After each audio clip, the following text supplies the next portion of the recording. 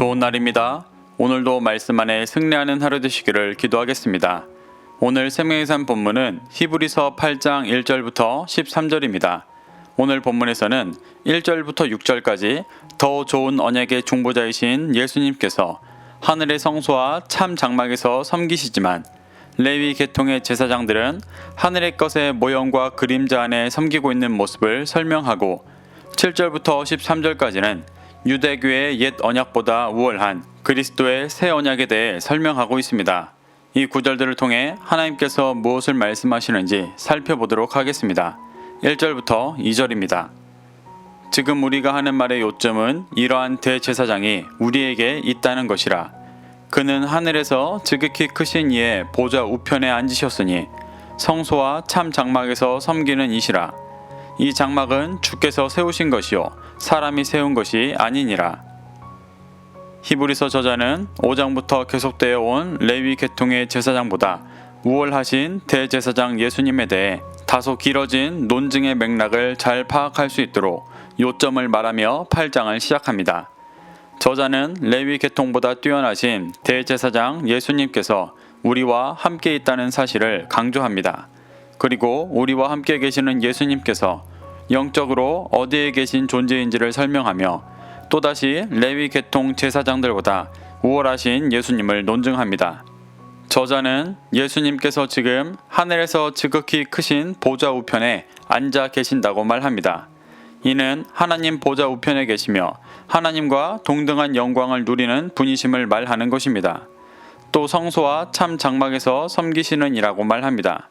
여기서 섬기다라는 단어는 종으로서 주인을 섬긴다라는 의미가 아니라 제의적인 의미로 대제사장의 직무를 행하고 계시는 것을 말합니다. 또 예수님은 사람이 세운 것이 아닌 자신이 세우신 하늘의 성소와 참 장막에서 대제사장의 직무를 행하고 계심을 말합니다. 이는 언젠가는 무너질 이 땅의 것이 아니라 주님께서 직접 세우신 영원한 하늘의 장막에서 대제사장의 직무를 행하고 계신 모습을 보여주는 것입니다. 3절부터 4절입니다. 대제사장마다 예물과 제사 드림을 위하여 세운 자니 그러므로 그도 무엇인가 드릴 것이 있어야 할지니라. 예수께서 만일 땅에 계셨더라면 제사장이 되지 아니하셨을 것이니 이는 율법을 따라 예물을 드리는 제사장이 있음이라. 저자는 대제사장은 예물과 제사를 드림을 위해 세운 자라고 말하며 하늘의 성소에서 섬기시는 예수님도 무언가를 드릴 것이 필요하다고 말합니다. 그러며 율법을 따라 예물을 드리는 이 땅에서는 레위 계통의 제사장들이 있기 때문에 유다 지파셨던 예수님은 이 땅에서 제사장의 일을 하지 않으셨다고 말합니다. 그리고 모든 죄인들을 구원하시는 일을 위해 하늘의 성소에서 섬기시는 대제사장으로서 자신의 생명을 완전한 희생 제물로 드리셔서 모든 죄인을 구원하는 진정한 제사를 드리신 것입니다. 5절부터 6절입니다. 그들이 섬기는 것은 하늘에 있는 것의 모형과 그림자라. 모세가 장막을 지으려 할 때 지으심을 얻음과 같으니 이르시되 삼가 모든 것을 산에서 내게 보이신 본을 따라 지으라 하셨느니라.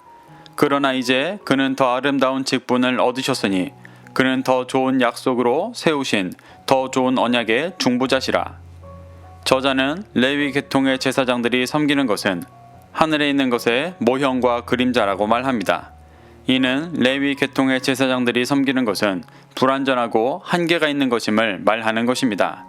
그 근거로 출애굽기 25장 40절에서 모세가 장막을 지을 때 하나님께서 산에서 내게 보이던 본을 따라 지으라 하셨던 말씀을 듭니다.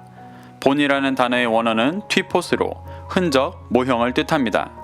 이는 하늘에 있는 것의 흔적, 모형을 따라 만든 것으로 완전한 것이 아님을 말하는 표현입니다.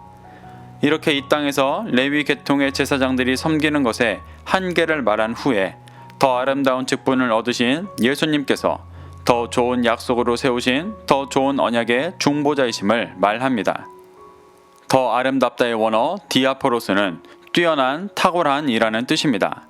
더 아름다운 직분이라는 것은 더 뛰어나고 탁월한 대제사장 직분을 말합니다. 또 더 좋은이라는 표현이 2번 쓰이는데 그 원어는 크레이손으로 더 높은, 더 뛰어난 이라는 뜻입니다.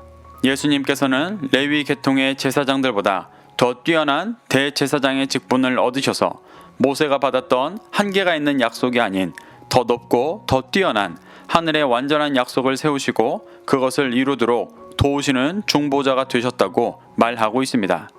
이렇게 히브리서 저자는 예수님께서 이 땅에 속한 불완전한 언약이 아닌 더 좋은 언약의 중보자요 완전한 대제사장이심을 논증하고 있습니다. 7절부터 8절입니다. 저 첫 언약이 무음하였더라면 둘째 것을 요구할 일이 없었으려니와 그들의 잘못을 지적하여 말씀하시되 주께서 이르시되 볼지어다 날이 이르리니 내가 이스라엘 집과 유다 집과 더불어 새 언약을 맺으리라. 히브리서 저자는 앞선 절에서 언급했던 예수님께서 세우신 더 좋은 새 언약이 옛 언약보다 우월함을 논증합니다. 7절에서 말하는 첫 언약은 옛 언약을 말합니다. 저자는 옛 언약에 흠이 없다면 새 언약을 요구할 일이 없었을 것이라 말하며 새 언약의 필요성을 예레미야 31장 31절부터 34절까지의 말씀을 인용해 설명하고 있습니다. 예레미야 31장은 구약의 시내산 언약을 지키지 않고 깨트린 이스라엘 백성들에게 새로운 언약을 주시며 다시 구원으로 인도하실 것을 말씀하신 구절입니다. 저자가 이 구절을 인용하는 이유는 예레미야 때와 동일하게 모세의 율법을 믿는다 하지만 실상은 종교적으로 형식적으로 행하며 그 율법을 온전히 따르지 않고 불완전한 것으로 만들고 파기하고 있는 신약시대의 유대인들의 모습을 지적하기 위함이었습니다. 그렇기 때문에 반복되는 유대인들의 불신앙과 불경건의 문제를 해결하고 다시 구원으로 인도하시기 위해 새 언약이 필요할 수밖에 없음을 논증하고 있습니다. 9절부터 10절입니다. 또 주께서 이르시기를 이 언약은 내가 그들의 열조의 손을 잡고 애굽 땅에서 인도하여 내던 날에 그들과 맺은 언약과 같지 아니하도다. 그들은 내 언약 안에 머물러 있지 아니하므로 내가 그들을 돌보지 아니하였노라. 또 주께서 이르시되 그날 후에 내가 이스라엘 집과 맺을 언약은 이것이니 내 법을 그들의 생각에 두고 그들의 마음에 이것을 기록하리라. 나는 그들에게 하나님이 되고 그들은 내게 백성이 되리라. 저자는 계속해서 예레미야 31장 31절부터 34절 말씀을 인용해 새 언약의 필요성이 이미 구약에서부터 언급되었음을 설명합니다. 저자는 주께서 예레미야 당시 이스라엘 백성들에게 새 언약이 출애굽 때 맺은 옛 언약과 같지 않을 것이라고 말씀하셨다고 합니다. 그 이유가 이스라엘 백성들이 그 언약 안에 머물러 있지 않아 그들을 돌보지 않았기 때문이었습니다. 이는 이스라엘 백성이 언약을 어겨 언약이 파기되었다는 것을 말하는 것입니다. 그래서 새 언약이 필요할 수밖에 없는 상황이었습니다. 예수님께서 이스라엘 집과 맺으실 새로운 언약은 예레미야 때부터 말씀하셨던 주님의 법을 그들의 생각에 두고 그들의 마음에 기록하신다는 것이었습니다. 여기서 말하는 이스라엘 집은 단지 혈통적인 이스라엘이 아니라 예수님을 믿어 새 언약을 이루어가는 자들로 교회를 말하는 것입니다. 히브리서 저자는 교회가 주님의 법을 그들의 생각에 두고 마음에 기록하여 새 언약을 따르면 그들의 하나님이 되고 그들은 하나님의 백성이 될 것이라고 말하고 있는 것입니다. 11절부터 13절입니다. 또 각각 자기 나라 사람과 각각 자기 형제를 가르쳐 이르기를 주를 알라 하지 아니할 것은 그들이 작은 자로부터 큰 자까지 다 나를 알미라. 내가 그들의 불의를 긍휼히 여기고 그들의 죄를 다시 기억하지 아니하리라 하셨느니라. 새 언약이라 말씀하셨음에 첫 것은 낡아지게 하신 것이니 낡아지고 쇠하는 것은 없어져 가는 것이니라. 11절은 따로 떼어보면 자기 나라 사람과 자기 형제들 중 작은 자부터 큰 자까지 다 하나님을 알기 때문에 주를 가르치고 알라 할 필요가 없다고 말하는 것처럼 보입니다. 이는 복음을 전할 필요도 가르칠 필요도 없다고 보일 수도 있습니다. 하지만 11절의 시작인 또의 원어를 보면 그리고라고 번역할 수 있습니다.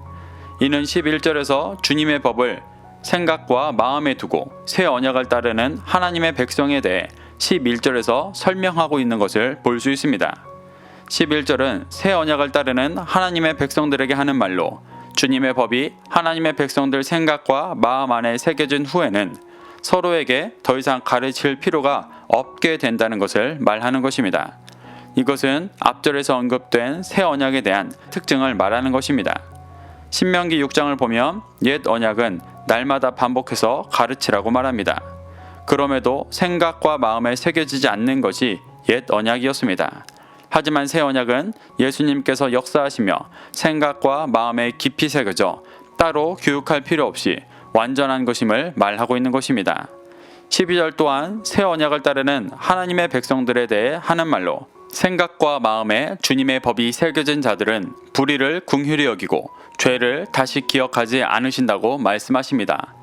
이 구절을 보며 하나님의 백성들은 마음대로 죄를 지어도 되는가 하는 의문이 들 수도 있지만 새 언약이 생각과 마음에 새겨져 있는 자들은 다시 교육하지 않아도 될 정도로 주님과 연합된 자들이기 때문에 그들의 죄를 다시 기억할 필요가 없다고 말하고 있는 것입니다.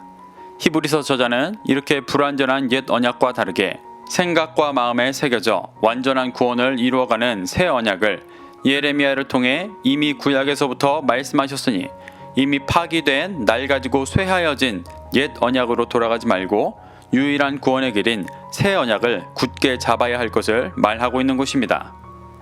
사랑하는 성도 여러분, 히브리서 저자는 더 좋은 언약의 중보자이신 예수님께서 하늘의 성소와 참 장막에서 섬기시며 새 언약을 생각과 마음에 새기게 하시고 구원으로 인도해 가고 계심에도 하늘의 것의 모형과 그림자일 뿐이고 이미 파괴되어 낡아지고 쇠하여진 옛 언약으로 돌아가 구원의 길에서 멀어지려 하고 있는 유대인들을 설득하고 있습니다. 우리는 이 말씀이 형식적이고 외식적인 신앙으로 돌아가려는 우리를 향한 말씀임을 듣고 주님의 법을 생각과 마음에 새겨 하나님의 백성으로서 구원을 이루어 가게 되시기를 축복합니다. 오늘도 이 말씀을 심령에 새겨 승리하는 하루 되시기를 기도하겠습니다.